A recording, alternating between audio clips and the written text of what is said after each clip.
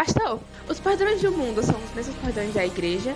E levando isso em consideração, esse contexto, o que seria desconformar? Bom, é impossível, se você analisar biblicamente, que os padrões do mundo sejam os padrões da igreja. As escrituras, elas ordenam e elas mostram que a igreja ela tem um padrão, e esse padrão é a partir da perspectiva divina. Por isso que quando fala sobre desconformar-se, a ideia é que você vai romper com um padrão existente para seguir o modelo de Deus. Então, a igreja não tem os padrões do mundo.